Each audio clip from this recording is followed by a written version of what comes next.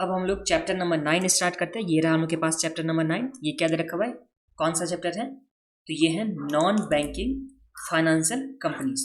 तो non banking financial company सबसे पहले हम लोग जानेंगे क्या होता है। तो इसके लिए आप लोग आ जाए डेफिनेशन पार्ट में। तो यहाँ पे डेफिनेशन पार्ट है हम लोग का सेकेंड पॉइंट में। तो सेकेंड में दे रखा हुआ है definition of non banking financial company. एक बार समझने के लिए समझ लीजिए कि नॉन बैंकिंग फाइनेंशियल कंपनी एक तरह से बैंक नहीं होता है। तो बैंक नहीं होता तो क्या होता है? तो एक कंपनीज होता है जिसमें फाइनेंशियल एक्टिविटीज करती है। ये कंपनी जो होती है ये फाइनेंशियल एक्टिविटी करती है, जिसमें क्या हो गया कि लोन और एडवांसेस के बारे में हो गया, फिर परचेज करना शेयर का, फिर उसे सेल करना। तो ये सब एक्टिविटी इस कंपनी में होता है। अब देखिए जो हम लोग के पास डेफिनेशन दे रखा हुआ है, इसमें क्या दे रखा हुआ है, और नॉन बैंकिंग फाइनेंशियल कंपनी जो एनबीएफसी हो गया, जिसे शॉर्टकट में हम लोग क्या बोलते हैं, एनबीएफसी, एज पर Reserve Bank of India RBI frequently ask question. तो यहाँ पे frequently ask question dated 10 January 2017। तो यहाँ पे 10 जनवरी 2017 में आरबीआई के द्वारा ये इशू किया गया था डेफिनेशन, जिसमें क्या लिखा हुआ है, is a company registered under companies act 1956 हो सकता है, मतलब पुराने कंपनीज एक्ट, या 2013 वाले कंपनीज एक्ट के हिसाब से हो सकता है। तो फर्स्ट पॉइंट का क्या हो गया इसके डेफिनेशन में कि ये एक कंपनी होती है जो रजिस्टर होती है 1956 के हिसाब से, कंपनीज एक्ट 1956 या कंपनीज एक्ट 2013 के हिसाब से यहाँ पे ये कंपनी क्या होती है, रजिस्टर होती है। तो ये हम लोग का फर्स्ट पॉइंट हो गया। अब इसके सेकेंड पॉइंट में देखिए, सेकेंड में क्या लिखा हुआ है, engage in the business of loan and advances, फिर acquisition of share, stock, bond, debenture, securities issued by government, issued by क्या, गवर्नमेंट और लोकल अथॉरिटी। तो यहाँ पे इशूड बाय गवर्नमेंट, उसके बाद लोकल अथॉरिटी, और other marketable security like of like nature, leasing, hire purchase, insurance business, chit business. तो इस तरह से यहाँ पे छोटा छोटा बिजनेस हो गया। तो यहाँ पे क्या करती है कंपनी? तो सबसे पहले देखिए, ये कंपनी हो गई जो कंपनी एक्ट 2013 या 1956 के हिसाब से रजिस्टर होती है कंपनी, आरबीआई के द्वारा डेफिनेशन दिया गया है। और किस डेट को दिया गया था आरबीआई के द्वारा डेफिनेशन? तो ये डेट है यहाँ पे 10 जनवरी 2017। एक तरह से कंपनी हो गया जो कंपनीज एक्ट में रजिस्टर होगी, और इसका एक्टिविटी क्या करेगी? तो यहाँ पे लोन और एडवांसेस के लिए, फिर acquisition of share, stock, bond, debenture, security, और जो इशू किया जाता है गवर्नमेंट के द्वारा या लोकल अथॉरिटी के द्वारा, फिर अदर मार्केटेबल सिक्योरिटी हो गया, जिसमें क्या हो गया, लीजिंग हो गया, हायर परचेज हो गया, इंश्योरेंस बिजनेस हो गया, चिट फंड हो गया। तो ये सब एक्टिविटी में इन्वॉल्व होती है ये कंपनी। तो ये समझ में आ गया आप लोग को डेफिनेशन में कि क्या होता है नॉन बैंकिंग फाइनेंशियल कंपनी। ये एक बैंकिंग कंपनी नहीं होता है, ये एक बैंकिंग कंपनी नहीं होता है, बट उसी तरह का बहुत सारा सर्विस जो बैंकिंग कंपनी देती है वो ये कंपनी भी देती है। तो ये समझ में आ गया आप लोग को। और क्या क्या नहीं देती है तो वो आप लोग को मैं बता दूंगा नेक्स्ट वाले में, इसके आगे बता दूंगा।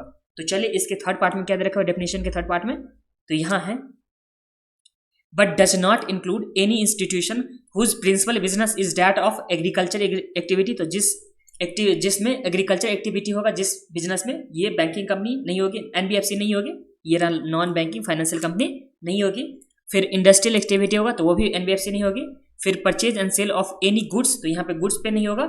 अदर देन सिक्योरिटीज, तो सिक्योरिटी हो सकता है बट गुड में यहाँ पे सेल और परचेज नहीं होगा। फिर प्रोवाइडिंग एनी सर्विसेज और cell purchase construction of immovable property, तो जिसमें इमूवेबल प्रॉपर्टी का सेल और परचेज होगा, कंस्ट्रक्शन होगा, ये भी बैंकिंग एनबीएफसी नहीं होगी।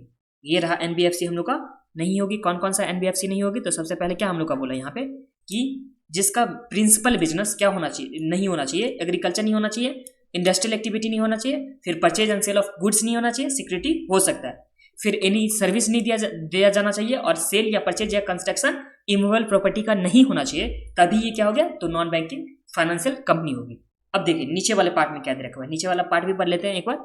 तो नीचे वाला पार्ट में दे रखा हुआ है और non banking institution which is a company, तो ये एक क्या होती है, कंपनी होती है, and has principal business of receiving deposit. तो यहाँ पे इसका प्रिंसिपल बिजनेस क्या होता है, इस कंपनी का प्रिंसिपल बिजनेस हम लोग का हो गया रिसीविंग और डिपॉजिट। सबसे पहले क्या हो गया, प्रिंसिपल बिजनेस रिसीविंग और डिपॉजिट अंडर एनी स्कीम और अरेंजमेंट इन वन लमसम और in instalments by way of contribution और एनी अदर मैनर। तो यहाँ पे इसका मेन बिजनेस क्या हो गया, देखिए एनबीएफसी जो कंपनी होती है इसका मेन बिजनेस क्या हो गया, तो मेन बिजनेस हो गया क्या, रिसीव डिपॉजिट करेगी, डिपॉजिट रिसीव करेगी, और इसके देखिए डिपॉजिट रिसीव करेगी वो या तो लमसम में रिसीव कर सकती है, मतलब एक ही बार डिपॉजिट रिसीव कर सकती है, या इंस्टॉलमेंट में डिपॉजिट रिसीव कर सकती है, ये हो गया एनबीएफसी।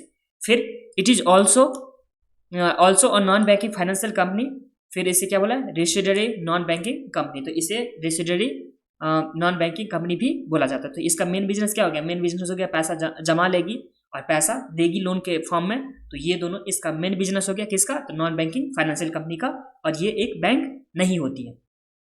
अब आगे आ जाइए, तो आगे ये रजिस्ट्रेशन वाला पार्ट छोड़ देते हैं, बस distinction between NBFC and bank ये हम लोग कर लेते हैं। यहाँ डिफरेंस बिटवीन होगा एनबीएफसी प्लस में बैंक, बैंक और एनबीएफसी में क्या क्या डिफरेंस होता है ये आप लोग देख लीजिए। एग्जाम के व्यू पॉइंट से ये इंपॉर्टेंट नहीं है, बट एक बार के लिए समझ लीजिए कि एनबीएफसी क्या होता है, फिर हम लोग जो भी क्वेश्चन होगा जो एग्जाम से में पूछा जाता है जो एग्जाम में, वो हम लोग करेंगे नेक्स्ट वाले वीडियो से। बस एक बार ये देख लीजिए कि क्या होता है एनबीएफसी प्लस में बैंक में क्या क्या डिफरेंस है, वो हम लोग यहाँ पे इस वीडियो में देख लेते हैं। तो फर्स्ट पॉइंट आ गया ये हम लोग का। फर्स्ट पॉइंट में क्या है, an NBFC can not accept demand deposit. तो डिमांड डिपॉजिट क्या होता है, तो जब भी कस्टमर डिमांड करेगी उस टाइम में क्या करता है, देखिए बैंक में पैसा जमा करते हैं हम लोग, बैंक में पैसा जमा करते हैं, और जब भी हम लोग को जरूरत होता है तो बैंक से पैसा निकाल सकते हैं ना, तो वो जो पैसा निकाल सकते हैं जब भी मन होगा जमा कर सकते हैं बैंक में, तो ये हो गया डिमांड डिपॉजिट। तो यहाँ पे एनबीएफसी ये एक्सेप्ट नहीं कर सकती है डिमांड डिपॉजिट, मतलब कि एक बार एनबीएफसी में आप लोग जाकर जमा कर दोगे और जब चाहोगे एनबीएफसी से निकालना पैसा, तो ये संभव नहीं है, ये पॉसिबल एनबीएफसी में नहीं है। तो यही बोला कि can not accept demand deposit, लेकिन बैंक तो यहाँ पे एक्सेप्ट करती है, तो ये फर्स्ट पॉइंट हो गया।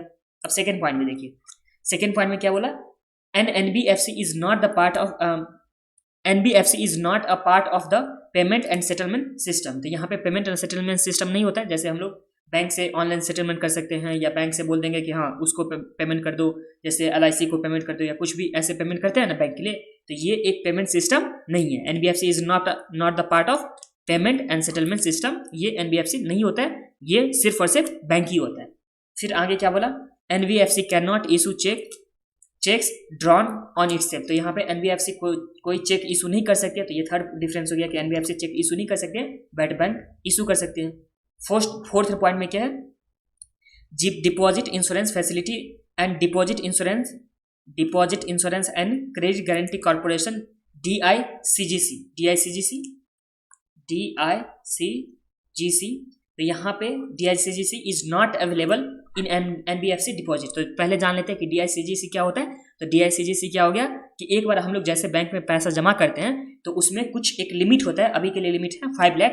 तो 5 लाख तक अगर बैंक डूब जाती है, बैंक पैसा अगर हम लोग को नहीं देगा और हम लोग का बैंक में पैसा जितना रहेगा, देखिए जितना पैसा है इसमें बैंक में, ये जैसे मान के रखो एक बैंक रहा, कोई भी बैंक रहा मान लेते हैं, इसमें हम लोग जमा करके रखे हैं 4,90,000। एक बार के लिए हम लोग 4,90,000 जमा करके रखे हुए हैं, और ये हो गया हम लोग 4 लाख जमा करके रखे हुए 90,000, और इसका लिमिट कितना है अभी के लिए DICGC का, तो यहाँ है 5 लाख लिमिट है। तो 4,90,000 हम लोग जमा करके रखे हैं बैंक में, अगर बैंक डूब जाती है, बैंक अगर हम लोग को पैसा 4,90,000 नहीं देगी, तो यहाँ पे 5 लाख तक का लिमिट है जो DICGC का। तो बैंक यहाँ पे हम लोग को गवर्नमेंट मिलेगा इंश्योरेंस DICGC का कितना मिलेगा, तो 4.90, मतलब 4.90 हम लोग को पैसा मिल जाएगा। यही अगर बैंक में अगर जमा करके हम लोग रखते हैं कितना 12 लाख, मान के रखो बैंक में कितना जमा करके रखते हैं 12 लाख रखते हैं, तो उस टाइम में बैंक यहाँ पे DICGC के अंतर्गत सिर्फ और सिर्फ हम लोग को 5 लाख मिलेगा और बाकी पैसा नहीं मिलेगा। तो ये समझ में आ गया DICGC क्या होता है। तो एक तरह से ये इंश्योरेंस होता है। तो जैसे हम लोग बैंक में पैसा जमा करते हैं तो हम लोग को गवर्नमेंट की तरफ से एक गारंटी मिल जाता है कि हाँ 5 लाख तक आपको पैसा मिलेगा ही मिलेगा, चाहे बैंक डूब जाए या बैंक का कुछ भी हो जाए, बट 5 लाख तक को आप लोगों को पैसा मिलेगा ही मिलेगा। तो ये हो गया हम लोग का DICGC, जो NBFC में अवेलेबल नहीं होता और यही बैंक में अवेलेबल होता है। तो ये समझ में आएगा आप लोग को, 4 पॉइंट था, एक बार फिर से बता दे रहा हूँ। तो सबसे पहले NBFC जो डिमांड डिपॉजिट होगी वो रिसिप्ट नहीं कर सकते हैं, एक्सेप्ट नहीं कर सकते हैं, फिर ये से पेमेंट और सेटलमेंट नहीं कर सकती हैं, और यहाँ पे चेक भी इशू नहीं कर सकती हैं, और इसमें DICGC भी कवर नहीं होता है। तो NBFC में क्या नहीं होता और बैंक में होता है, ये भी आप लोग समझ लिए। अब हम लोग नेक्स्ट वीडियो में देखेंगे जो एग्जाम के व्यू पॉइंट से रिलेवेंट है, वो सब हम लोग नेक्स्ट वीडियो से देखने वाले हैं। ओके।